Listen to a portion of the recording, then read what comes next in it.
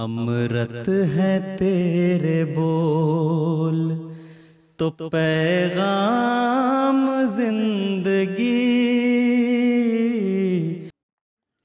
Pada zaman ini, berdasarkan keimanan kita, Tuhan Yang Maha Kuasa telah mengutus pendiri Jemaat Muslim Ahmadiyah, Hadrat Mirza Ghulam Ahmad alaihissalam dari Qadian sebagai Al-Masih yang dijanjikan dan Imam Mahdi.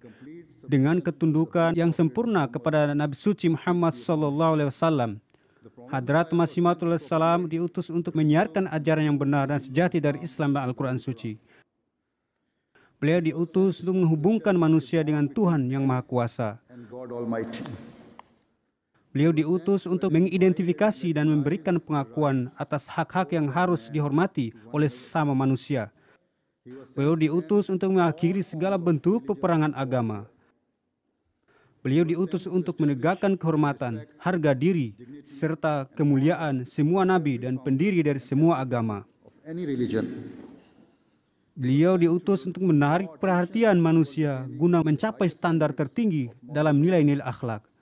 Beliau diutus untuk menegakkan perdamaian, cinta, kasih sayang, dan persaudaraan di seantero dunia.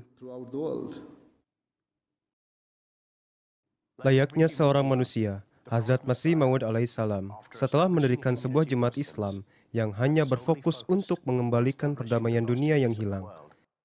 Wafat pada 1908. Akan tetapi, apa yang beliau wariskan bukan hanya jemaat ini, melainkan juga khilafat beliau. Sisilah penerus beliau yang tidak hanya memimpin jemaat ini, tetapi juga menyeru dunia untuk kembali kepada penciptanya. Demikianlah satu-satunya cara untuk menghadirkan perdamaian dari tingkat individu sampai tataran masyarakat luas. Insya Allah, Khilafat Ahmadiyah akan senantiasa dikenal sebagai tolak ukur bagi perdamaian dan harmoni di dunia, serta kesetiaan kepada negara di mana para anggotanya tinggal. Khilafat Ahmadiyah juga hadir untuk menghidupkan dan meneruskan misi Hadrat Masih Maud alaihissalam dan Imam Mahdi alaihissalam, sehingga tidak tersisa sama sekali alasan untuk menakuti khilafat. Khilafat ini menarik perhatian jemaatnya untuk memenuhi dua kewajiban tersebut, yang karenanya Hadrat Masih Maud alaihissalam datang serta untuk berupaya menghadirkan perdamaian dan harmoni di dunia.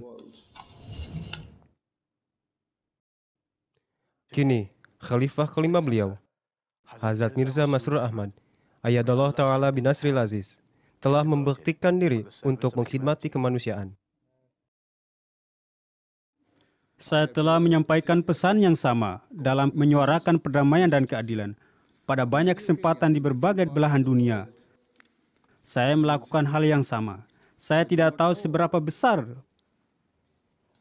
pengaruh pandangan saya dalam diri mereka yang telah mendengarkan saya. Saya pun tak menginsafi sampai derajat mana mereka mengembangkan perdamaian di tengah-tengah lingkaran pengaruh mereka. Kendati demikian, saya akan terus melaksanakan tugas dan tanggung jawab saya dalam mendorong perdamaian, toleransi, keadilan, dan kasih sayang ke seluruh penjuru dunia. Saya akan terus memberitahu semua orang bahwa guna melepaskan diri dari kepedihan dan penderitaan yang tengah kita hadapi saat ini, kita harus memberlakukan keadilan dan kesetaraan yang sejati. Misi beliau yang pertama dan paling utama sebagai Khalifah Hazrat Masih Maud alaihissalam adalah menyeru manusia kepada Tuhan Yang Maha Esa, Allah. Pesan beliau ditunjukkan untuk seluruh dunia, setiap bangsa, semua agama, dan segenap lingkaran masyarakat.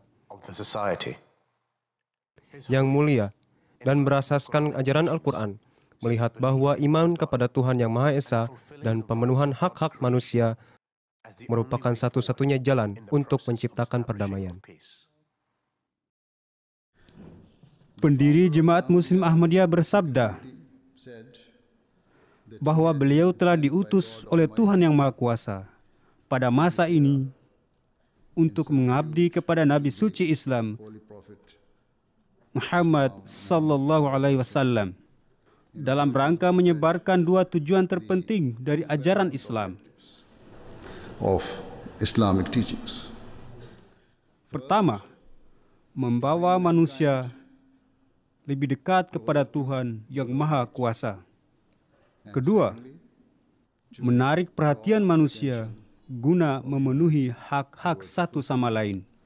The rights of one another. Merupakan keyakinan saya bahwa kedua tujuan ini adalah landasan bagi tegaknya perdamaian yang murni dan langgeng di dunia. Peace in the world. Namun detail pengolakan dan skenario internasional yang dinamis tidaklah luput dari pandangan beliau. Yang mulia memiliki wawasan yang luas mengenai keseluruhan isu yang menjadi dasar bagi terciptanya krisis multidimensi berskala internasional yang kini tengah dihadapi oleh dunia. Para pemimpin politik yang telah berkesempatan untuk beraudiensi dengan beliau selalu kagum kala mengetahui betapa dalamnya pemahaman beliau tentang hubungan diplomatik dan urusan luar negeri. Pada hakikatnya, bukan hanya pemahaman yang beliau ketengahkan, melainkan juga solusi bagi segenap permasalahan semacam itu di hadapan para pemimpin dunia. Dengan membawa pesan ini, beliau berpergian jauh ke berbagai penjuru dunia. Hanya beberapa bulan setelah simposium perdamaian tahun lalu, saya pergi ke Amerika Serikat dan diundang untuk berpidato di hadapan para anggota Kongres di Capitol Hill. Selain politikus, sejumlah pemikir penting dan akademisi juga hadir. Dalam pidato saya kepada mereka, saya mengatakan bahwa sebagai negara adidaya terbesar di dunia, Amerika Serikat harus memiliki rasa tanggung jawab kepada masyarakat dunia. Saya pun mengatakan bahwa jika mereka gagal memenuhi kewajiban mereka dan jika mereka gagal menerapkan standar keadilan yang sebenar-benarnya, mereka akan membawa dunia menuju kehancuran yang mengerikan. Destruction. Alhasil, saya katakan lagi, generasi masa depan akan menyalahkan kita, terutama kekuatan-kekuatan besar pada saat ini. Anak cucu kita tidak akan memaafkan kita, sebab mereka akan menginsafi bahwa kita sejatinya dapat mencegah terbentuknya warisan mengerikan yang kita tinggalkan untuk mereka.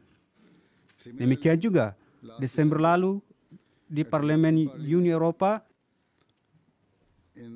Brussels, teman baik kita yang juga baru saja berbicara, Dr. Charles Tannock, MAP, menyelenggarakan sebuah acara di mana saya dapat berpidato di hadapan para anggota Parlemen Uni Eropa.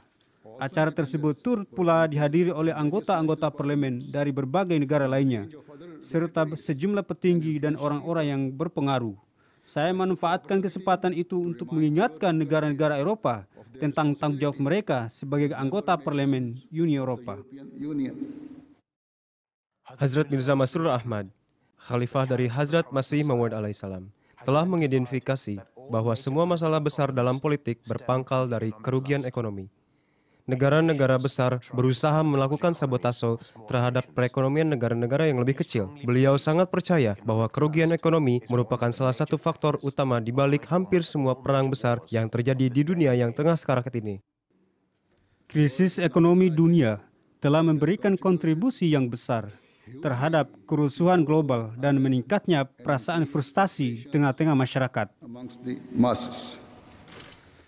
Salah satu penyebab utama lainnya adalah perebutan kekuasaan di kalangan internal berbagai negara. Kemudian, di banyak negara, hak-hak anggota masyarakat To members of the public are being telah dirampas secara tidak adil. Faktor lainnya adalah bahwa ada beberapa kelompok yang berusaha mempertunjukkan kekuatan dan kegagahan mereka dengan memperlakukan orang lain secara amat keji. Lebih lanjut, akar masalah dari kericuhan ini adalah kurangnya keadilan di dunia. Hal ini secara langsung berujung pada ketiadaan rasa saling percaya dan menerima. and trust. Penyebab lainnya dari kerusuhan ini adalah fakta bahwa rakyat atau pemerintah memandang harta dan sumber daya orang lain dengan iri dan tamak. with a sense of envy and greed. Kenyataannya, mereka tidak hanya membatasi diri pada sorotan iri, tapi juga berupaya merampas apa yang bukan milik mereka. Pada tempat di mana tentara berusaha saling berperang, Yang Mulia Mirza Masroor Ahmad juga memiliki pesan perdamaian untuk mereka. Kepercayaan Islam yang kuat bahwa perang bukan berarti lisensi untuk membunuh merupakan sebuah pesan yang beliau sampaikan pada para ahli strategi pertahanan. Selama Perang Dunia Kedua, sekitar 70 juta orang terbunuh, di mana 40 juta di antara mereka adalah warga sipil. Dari sini, terlihat banyak warga sipil lebih banyak dikorbankan daripada para personil militer. Selanjutnya, hasil dari akhir perang benar-benar mengerikan. Kematian yang diakibatkan oleh perang ternyata membuncah hingga jutaan. Selama bertahun-tahun setelah bom nuklir dipergunakan, radiasi terus-menerus meningkat, menimbulkan efek degeneratif yang buruk pada anak-anak yang baru lahir. Kesimpulannya, pesan yang dimiliki oleh Hazrat Mirza Masroor Ahmad, Ayyadallahu Ta'ala binasril aziz, sangatlah sederhana dan lugas. Imani Sang Pencipta dan ikutilah perintah-perintahnya. Pesan yang kuat sekaligus penuh perdamaian ini tengah menyita perhatian para pemimpin dunia. Dari Tokyo di ujung timur sampai Vancouver di ujung barat. Pesan beliau tentang perdamaian dan kerukunan, tentang cinta, tentang komitmen terhadap masyarakat, tentang penghormatan kepada orang yang lebih tua dan kasih sayang bagi yang lebih muda merupakan sebuah pesan yang luar biasa, kuat dan berlaku sepanjang masa. Akan tetapi, saya berpikir bahwa hal tersebut jauh lebih kuat pada era yang dipenuhi ketakutan seperti sekarang ini. Era ketika satu golongan diadu domba dengan golongan yang lain. Oleh sebab itu, saya merasa sangat teristimewakan untuk dapat menyambut beliau. Di sini, di Istana Westminster, saya betul-betul mendukung beliau dan ikut serta dalam usaha mendorong pesan perdamaian. Sekali lagi, merupakan sebuah kehormatan untuk menyambut Anda yang mulia. Saya ingin mengatakan bahwa hal tersebut merupakan sebuah kehormatan karena Anda adalah pribadi yang sangat sederhana. Kepemimpinan Anda telah menjadikan Anda sebagai figur terkemuka berskala global. Anda memulai sebagai seorang guru dan kini menjadi pembimbing jutaan muslim di seluruh dunia. Anda telah dipersekusi dan dipenjara karena keyakinan Anda, serta diasingkan dari tanah air Anda. Namun, Anda menolak untuk mendekap kegetiran dan membalas dendam. Yang demikian itu merupakan suatu pelajaran yang amat penting. And that is a very important lesson. Saya secara langsung telah bertemu dengan Yang Mulia dan saya menghormati komitmen yang beliau buat untuk mendorong perdamaian dan saling memahami. Sewaktu para ekstremisme berupaya memecah belah kita, beliau telah menyampaikan pesan yang menginspirasi dan penuh perdamaian mengenai cinta yang mendukung kebencian. Sekali lagi merupakan sebuah kebahagiaan untuk menyambut Anda yang mulia di Ottawa. Ini merupakan kesempatan untuk tidak hanya berdiskusi terkait tantangan-tantangan yang dihadapi oleh Jemaat Muslim Ahmadiyah, tetapi juga kesempatan untuk bekerja sama demi meraih tujuan dan menaklukkan tantangan. अमृत है तेरे बोल तो पैगाम जिंदगी